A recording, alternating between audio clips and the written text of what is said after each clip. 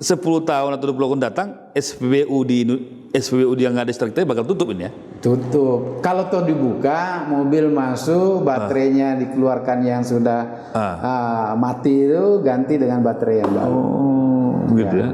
Jadi tidak akan ada lagi SPBU minyak, bahan bakar minyak ini ya? nggak ada minyaknya lagi. Iya, benar-benar. Ngobrol bareng Orbit, kami obrolkan, Anda simpulkan. Assalamualaikum warahmatullahi wabarakatuh, pemirsa ngobrol bareng Orbit. Kembali lagi kita bertemu dalam ngobrol bareng Orbit. Kita hari ini datang sebuah tamu kehormatan, saudagar dari Bugis, saudara kita yang dari Sulawesi Selatan, yang merupakan komisaris PT Global Investasi Timur Tengah. Perusahaan ini bergerak di bidang mediasi bagi para pengusaha Timur Tengah yang akan memberikan bantuan atau hibah untuk Indonesia. Assalamualaikum Bang Andi. Waalaikumsalam warahmatullahi wabarakatuh. Bagaimana aktivitas hari ini Bang? Sehat-sehat Bang? Alhamdulillah Dinda. Ya, alhamdulillah. Sebagai komisaris PT Global Investasi Timur Tengah, sebenarnya perusahaan ini bergerak di bidang apa Bang? Sebetulnya memang kalau kita melihat core bisnisnya itu dia adalah mediator. Iya. Dari teman-teman pengusaha Timur Tengah yang CSR-nya itu ingin disampaikan kepada sasaran yang tepat. Ya, sasaran yang tepat, lokasi yang tepat, ya manusianya harus tepat, yang amanah, karena mereka akan menitipkan uangnya untuk kepentingan akhirat mereka, kepentingan akhirat mereka, dan itu jumlahnya tidak sedikit. Banyak pengusaha Timur Tengah yang sukses, yang uangnya sudah terkumpul pada bank-bank tertentu, sekarang ini akan mengarahkan sebagian ke Indonesia. Nah, tentu saja kita berharap bahwa di Indonesia tidak boleh bertemu sembarang orang. Dia harus bertemu kepada memang yang membutuhkan. Karena itu posisi global di bawah kepemimpinan saya sebagai komisaris di situ. Ya, saya nggak punya duit, tetapi banyak teman-teman yang punya duit. Silakan bawa.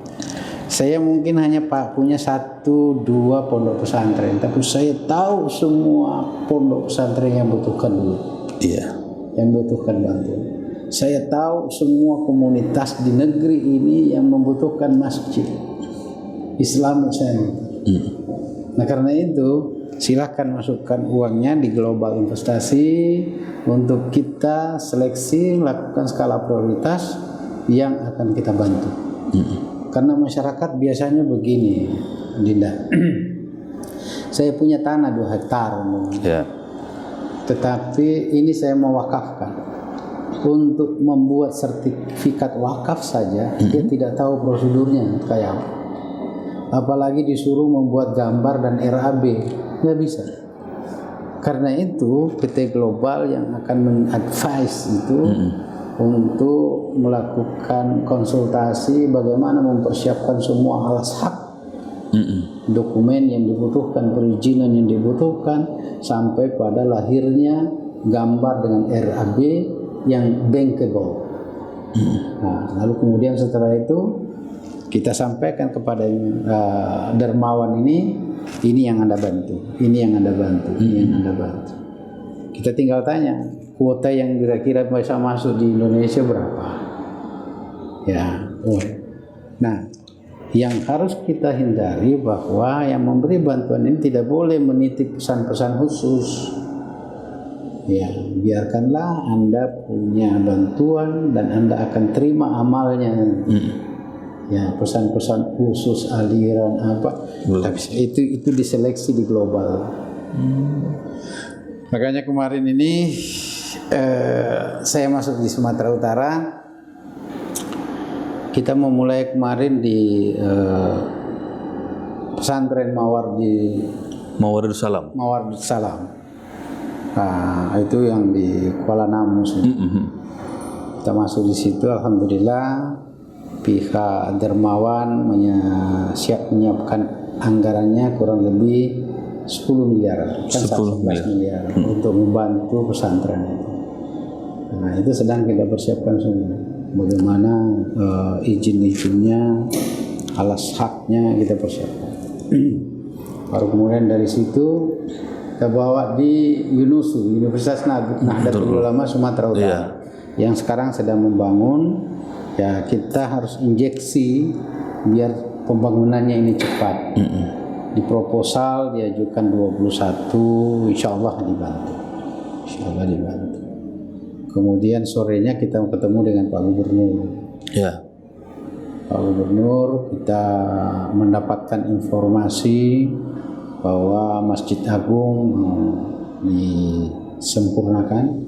Sekarang rehabilitasinya itu, rehabnya itu sudah sampai pada 60%. Lalu kemudian ya 40% ini masih dibuka kesempatan siapa yang bisa donor untuk itu. Dan alhamdulillah yang dari Timur Tengah ini siap untuk membantu. Pak Gubernur juga menyampaikan presentasi dengan kebutuhan kurang lebih 0,5 triliun untuk Islamic Center. 500 miliar. Ya, 500 miliar. 500 sampai 600 miliar di atas tanah 50 hektar. Itu kita sudah bisa lihat kemarin visualisasinya luar biasa. Kalau itu terjadi, maka suasana tanah haram ada di Sumatera Utara. Luar biasa. Ya, Masjid Nabawi, Masjidil Haram. Kalau kemudian semua ornamen-ornamen yang ada di sekitarnya didesain sedemikian rupa. Replikanya bakal ada di Islamic Center itu nanti. Islamic Center, Ka'bah, seperti itu. Dan karena itu yang Timur Tengah ini terutama Saudi Arabia sangat tertarik untuk berkontribusi di situ.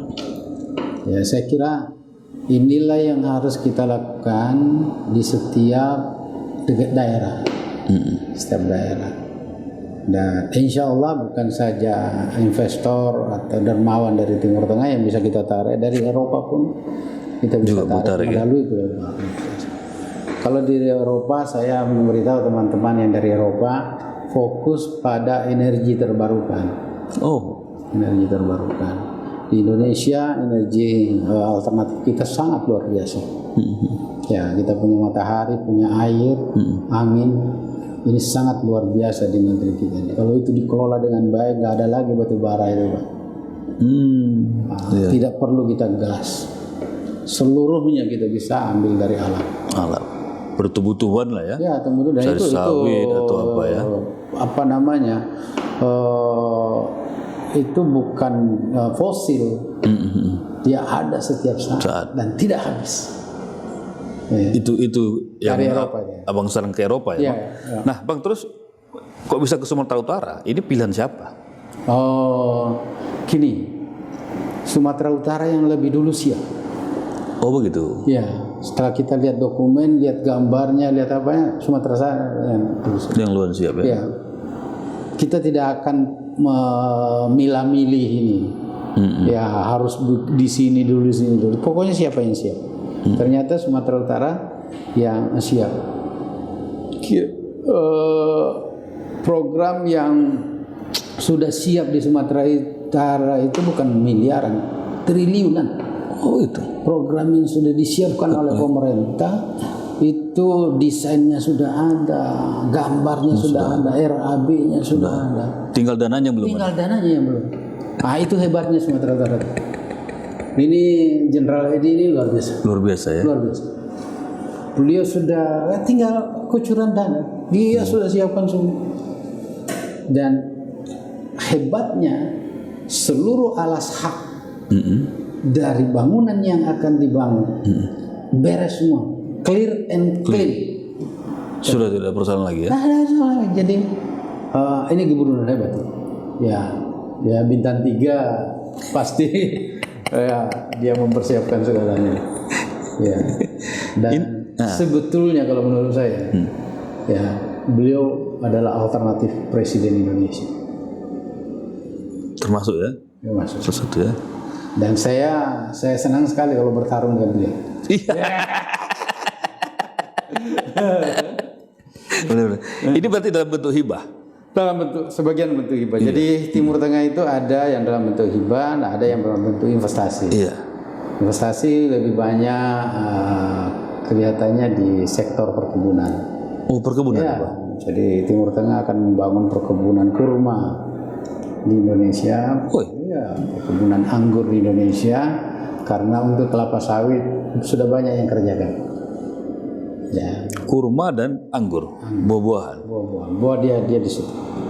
Nah, kalau itu tentu manajemennya adalah manajemen Bagi hasil. bagi hasil pemilik lahan, lalu kemudian investor berapa, siapa yang mengelola itu akan dibicarakan secara teknis.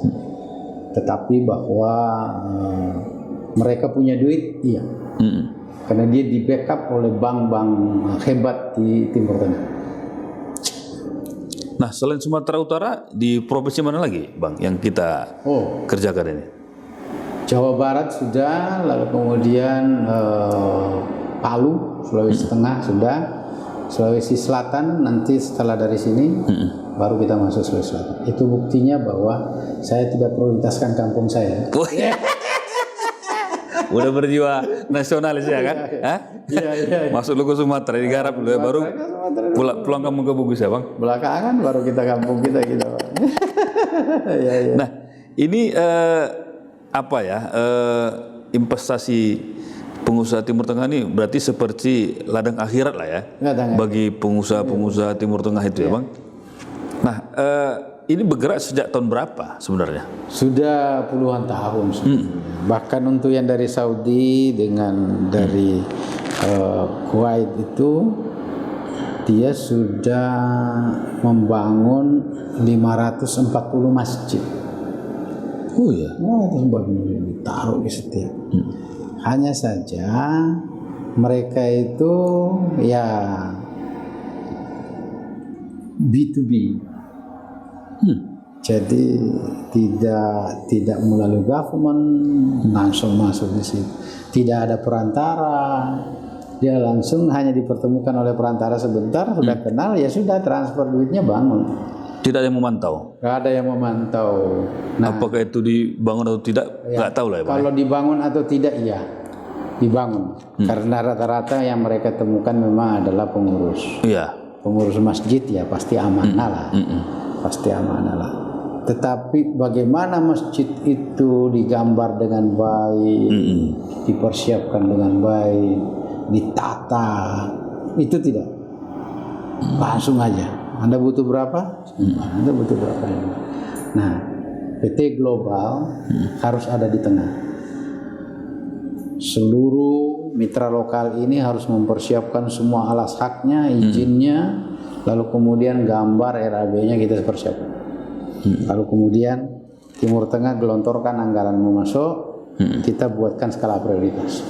Yang mana yang harus didahulukan yang sesuai dengan ya kuota yang ada.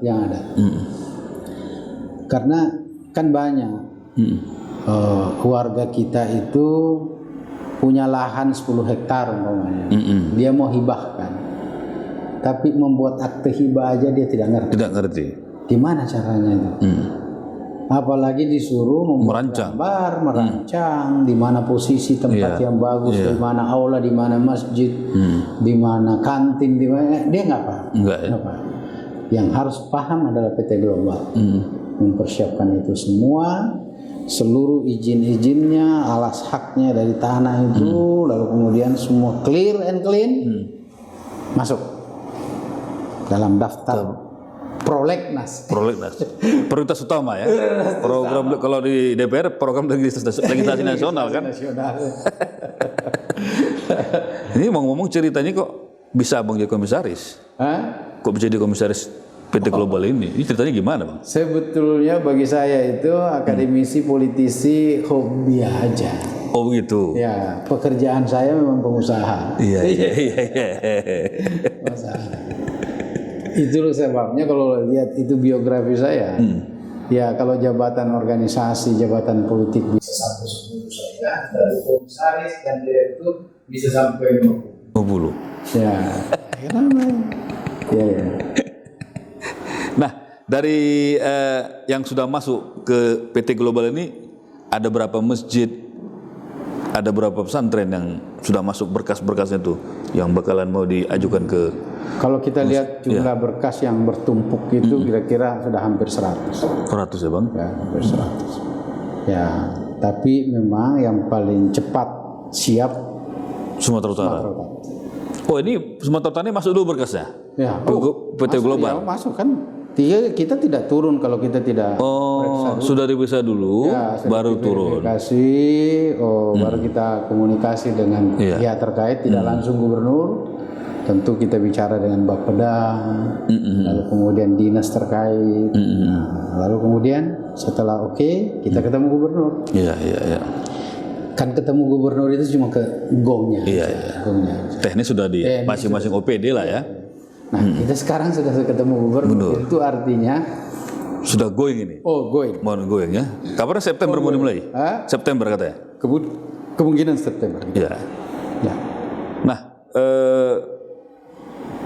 ini tadi yang abang bilang tadi, tidak ada titipan-titipan tertentu dari pengusaha Arab ini ya. Ya. Dia harus murni hibah membangun rumah ibadah atau pesantren. Tidak ada misalnya harus dikembangkan aliran ini dan ini. Gimana Global mengkat itu? Pidato Syekh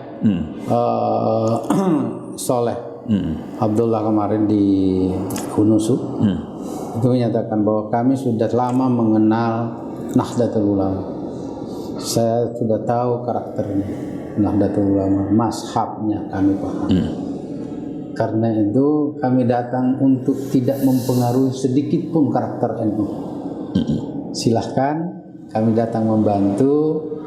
Konten kami tidak ikut, kata Syekh Soleh. Kami hanya mengulurkan tangan untuk membantu secara fisik. Dan saya kira itu benar. Hal itu selalu disampaikan di setiap tempat kami bawa, dia sampaikan. Nah, saya kira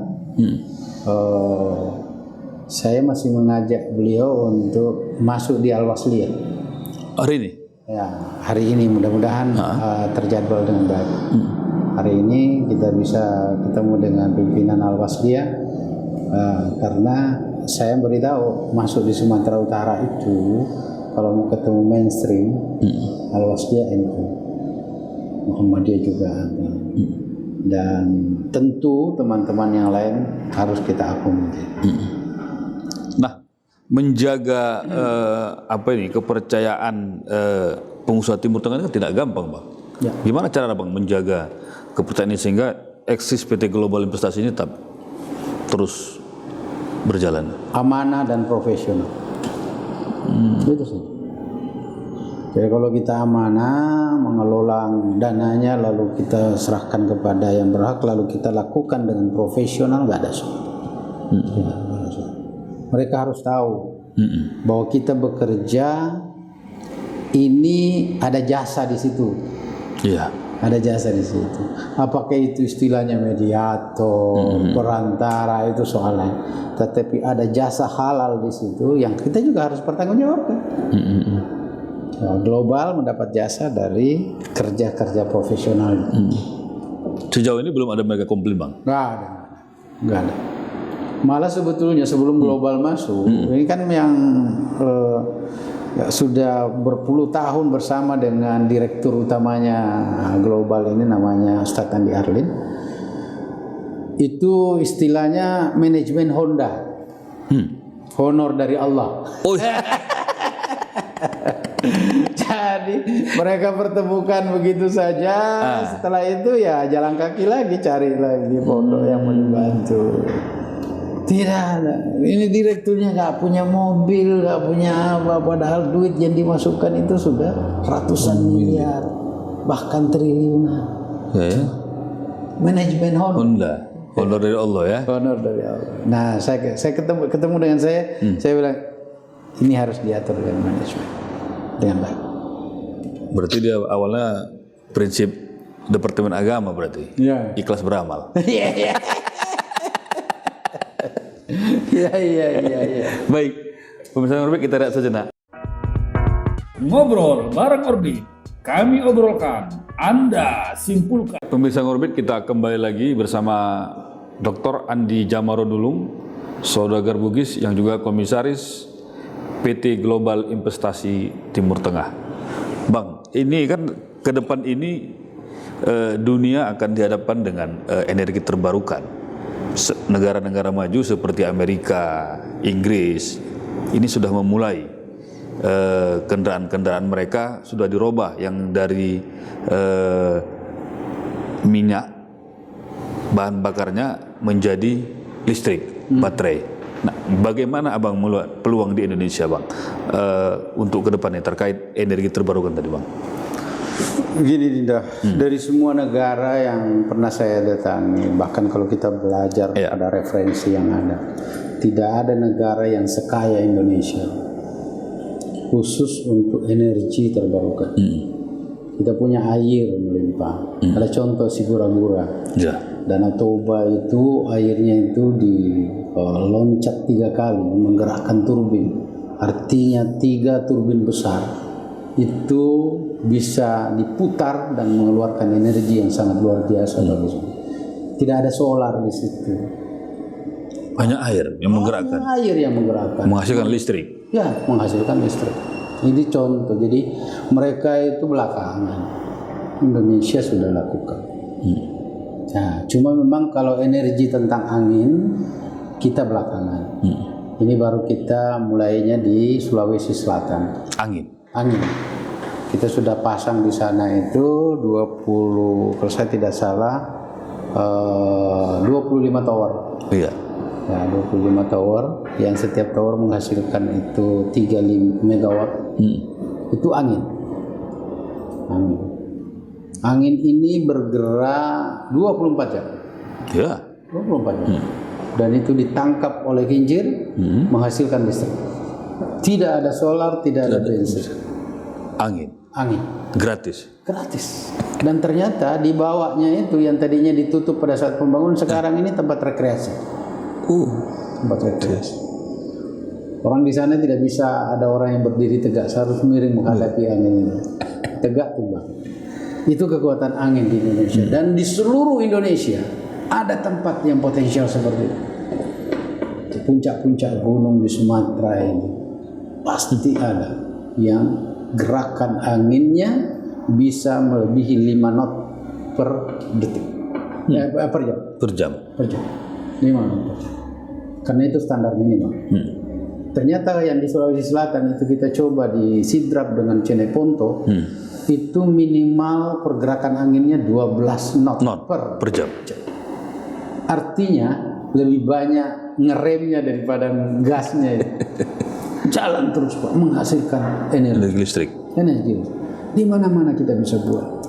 Jadi ke depan Indonesia ini sudah harus meninggalkan batu bara, harus meninggalkan gas, karena itu fosil.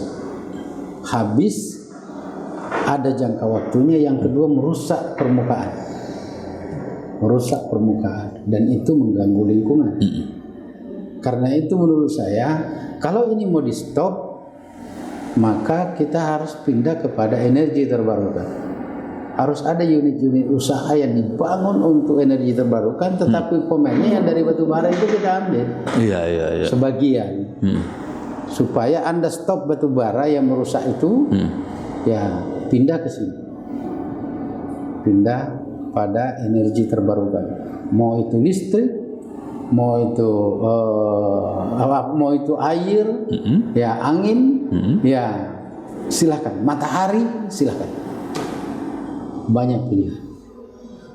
Saya memberi contoh. Saya 2018 saya ada kesempatan keliling di beberapa negara bagian di Amerika.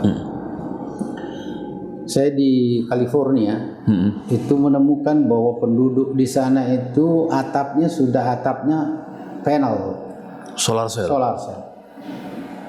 Seluruh kebutuhan listrik di dalam rumah terpenuhi dengan itu, bahkan lebih. Dan kelebihannya itu dijual ke PLN. Kelebihan energi tadi. Energi dari rumah dijual ke PLN, lalu PLN-nya, katakanlah PLN istilahnya ya, PLN-nya itu menjual daya itu kepada industri. Artinya bahwa PLN tidak perlu lagi membangun pembangkit. Ya. Tidak perlu lagi membangun pembangkit yang menggunakan batu bara, menggunakan solar, gas. Karena itu adalah energi fosil. Ambil saja kelebihan daya dari setiap rumah, lalu disalurkan ke PLN, PLN menyalurkan kepada industri yang membutuhkan listrik. Itu pasti efektif.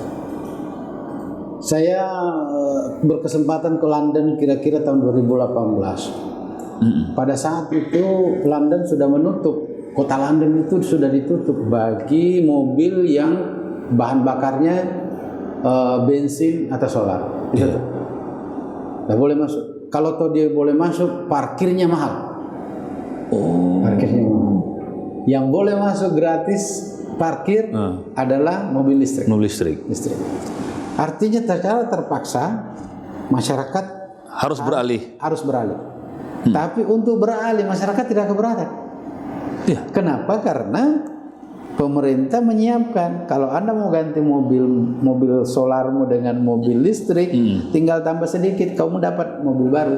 Ada subsidi dari pemerintah. Lalu kemudian mobil lamanya itu diambil, dibawa ke negeri bagian yang masih membutuhkan itu, tetapi dengan jangka waktu tertentu. Sampai pada jangka waktu 5 tahun, scrap.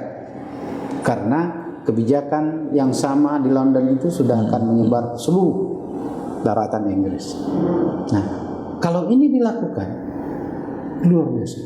Karena itu menurut saya program pemerintah yang sifatnya reaktif terhadap perkembangan dunia, tren dunia, itu tidak bisa lagi dilakukan. Kita harus loncat. Harus lompatan tinggi. Lompatannya harus tinggi. Jauh melebihi negara-negara maju. Seperti yang pernah dilakukan Pak Habibie. Ketika kita hanya punya mobil, punya bendi, kita punya kapal laut, tiba-tiba beliau berpikir bangun pesawat CN25. Nah, itu langsung menjadi kiblat. Nah, sayangnya ketika diganti Pak Habibie menjadi presiden berikutnya tidak konsen di sini. Nah, tidak melanjutkan ya? Tidak melanjutkan. Ke depan itu harus dilanjutkan. Indonesia harus lanjut. Saya ketemu dengan Profesor Yosafat di Shiba University di Jepang. Itu orang Jogja, kelahiran Bandung. Tinggal di Jepang. Lalu kemudian beliau sekarang ini adalah ilmuwan penginderaan jarak jauh nomor wahid di dunia. Di dunia. Saya tanya, apa kendala untuk, dua pertanyaan saya, apa kendala untuk kita membangun senjata canggih di Indonesia? Itu yang pertama. Yang kedua, apa kendala akademik yang menghalangi kita untuk membangun energi terbarukan di Indonesia? Dia bilang nol, tidak ada kendala. Manusia Indonesia itu cerdas, hebat, dan saya bisa buktikan di mana-mana. Orang-orang Indonesia di berbagai laboratorium Eropa, Jepang, Amerika itu orang hebat-hebat semua. Karena itu kalau energinya ini disatukan, apa yang mau dibangun di Indonesia? Senjata canggih atau energi terbarukan? Tidak ada kendala sama sekali. Saya bilang, bagaimana kalau kita buat lompatan? Setuju Pak. Sayang saya tidak punya otoritas di Indonesia. Ini makanya menjadi presiden ya? Pak, makanya saya bilang oke. Kalau saya jadi presiden, saya tarik itu. Sahabat sini.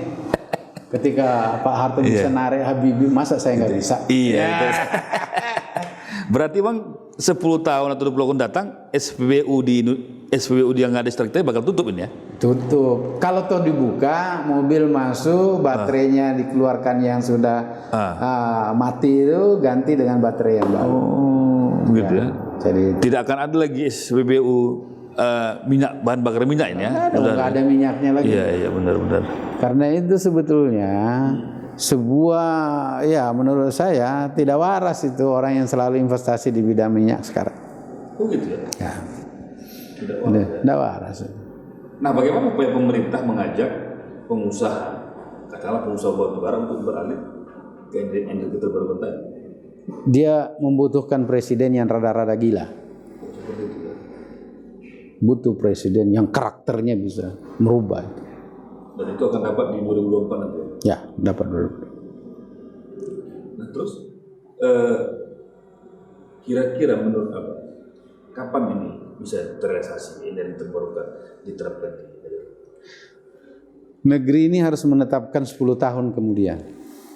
Termasuk menetapkan regulasi. Ya, jadi regulasi, sarana prasarana, lalu kemudian semua pemain dilatih untuk itu. Ya, perusahaan sudah dipersiapkan. 10 tahun kemudian go. Jadi semua sudah siap. Ya.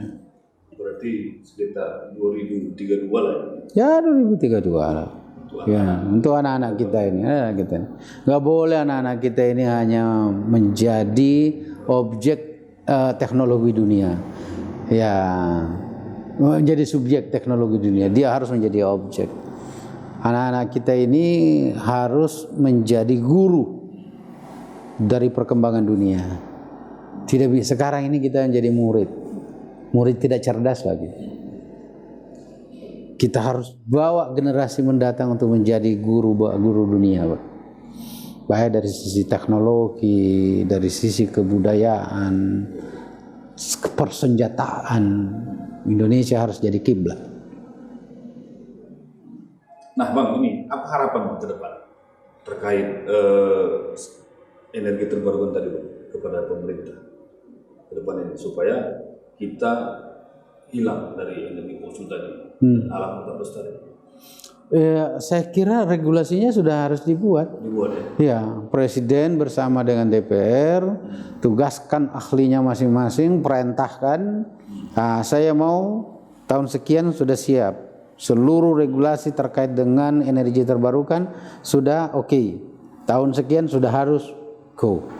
Ya, tidak bisa dibiarkan pengusaha titip-titip pasal sekarang. Ini kelemahan kita di DPR maupun di eksekutif. Karena pemainnya sebetulnya bukan aktor itu. Ya, pemain titip-titip pasal ini dari mafia-mafia yang ada di luar. Ya, kita ingin swasembada pangan, tetapi pengusaha ingin impor, bermain dengan Bulog. Karena itu tidak ada supporting dari pengusaha dan Bulog untuk swasembada pangan. Kenapa? Karena begitu swasembada pangan, maka habis mereka. Importer tidak ada, tidak dapat fee. Itu sama dengan pengusaha minyak. Begitu energi terbarukan ini jadi, gulung tikar semua.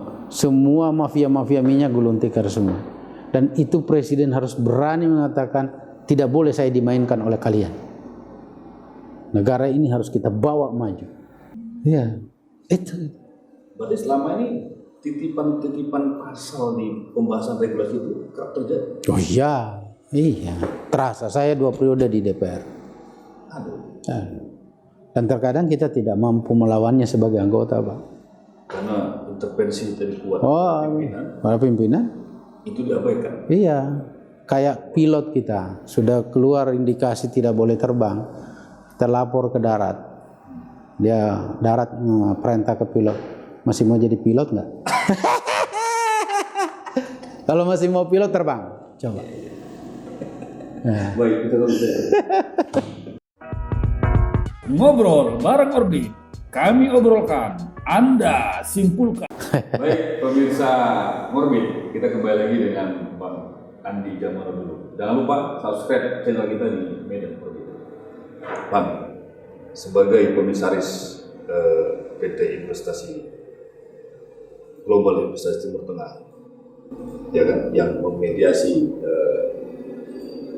bantuan masyarakat Indonesia, apa sih harapan Abang kepada anak bangsa ini, pemerintah atau kepala daerah yang ingin menerima bantuan? Baik, saya kira pertama bahwa Gubernur, bupati bersama tentu jaringannya itu mempersiapkan seluruh dokumen yang dibutuhkan. Kemudian ketika itu sudah clear and clean, maka tugas kami lah untuk mencarikan dana baik dari Timur Tengah maupun dari Eropa. Ternyata masih banyak teman-teman di sana itu yang pengen berkontribusi membangun negeri kita ini. Yang kedua, kita tidak boleh puas menengadahkan tangan. Ya, itu suatu saat kita lah yang harus membantu negeri lain, dengan potensi yang ada. Karena itu menurut saya pemerintah atau siapapun pemimpin negeri itu harus menciptakan loncatan yang luar biasa untuk mencapai Indonesia jadi kiblat. Kiblat dunia. Ya, kiblat dunia. Ya, baik kiblat ekonomi, kiblat teknologi, itu harus segera kita rancang mulai dari sekarang. Kita cenderung reaktif. Ada tren dunia, kita ikut. Apapun tren dunia kita ikut. Menurut saya, kita tidak boleh menghabiskan energi membaca peta dunia.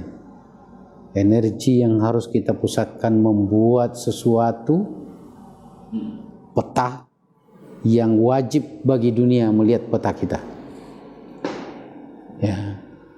Indonesia harus menciptakan peta sendiri dan mewajibkan seluruh negara untuk membaca peta Indonesia. Siapa yang tidak membaca peta Indonesia akan tertinggal. Itu yang harus diciptakan. Itu harus diciptakan. Calon presiden. Ya, calon presiden. Dan itu ada di sosok Bang Andi Jamal. Insyaallah. Amin. Baik, pemirsa Orbit.